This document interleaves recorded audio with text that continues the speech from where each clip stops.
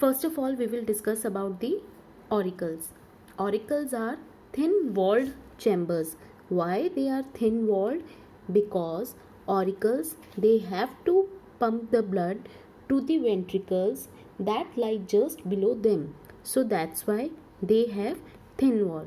Second thing, left auricle is smaller in size as compared to the right ventricle.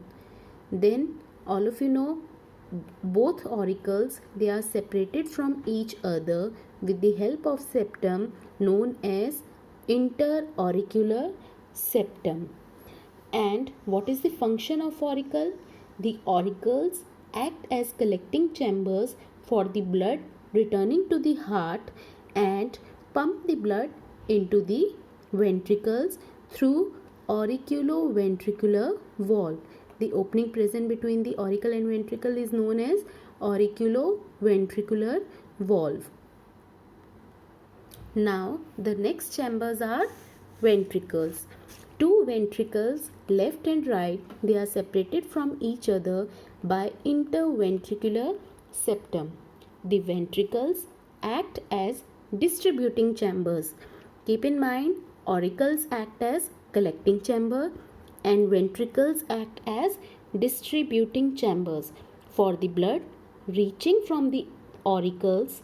Now the ventricles have thick wall. You can see they have thick wall as compared to the ventricles. Why they have thick wall as compared to the auricle?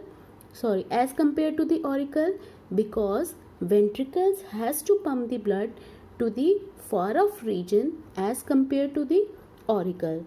Now if we compare the wall of the right ventricle and the left ventricle, the wall of the left ventricle is more thick as compared to the wall of the right ventricle.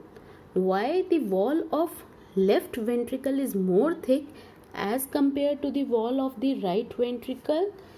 Because the left ventricle has to pump the blood to the farthest end of the body. Why? Because left ventricle carry oxygenated blood and oxygenated blood has to be pumped to the farthest end of the body, whereas right ventricle carry deoxygenated blood which has to be sent to the nearby lungs. So lungs, they are present nearby to the heart. So left ventricle has to pump the blood to the whole body, whereas right ventricle has to pump the blood to the lungs for oxygenation. That's why left ventricle need more power, has to apply more force to pump the blood to the whole body. That's why it has thick wall as compared to the right ventricle. In the diagram, you can see the inner surface of the auricle is smooth, whereas the inner surface of the ventricle have some projections.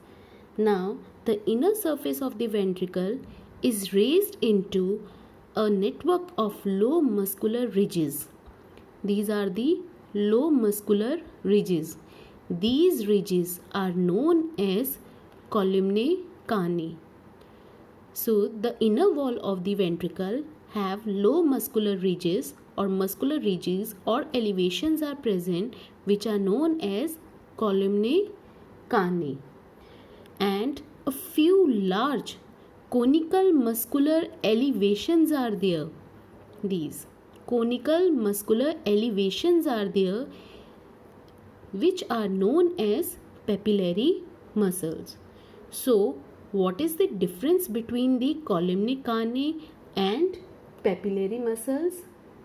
Papillary muscles are specialized muscles of the ventricle wall.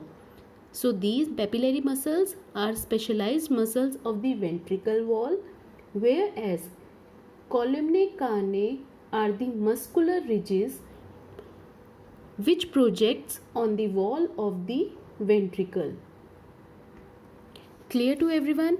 So papillary muscles are the specialized muscles of the ventricle wall and columnae carneae are the small projections of the ventricle wall.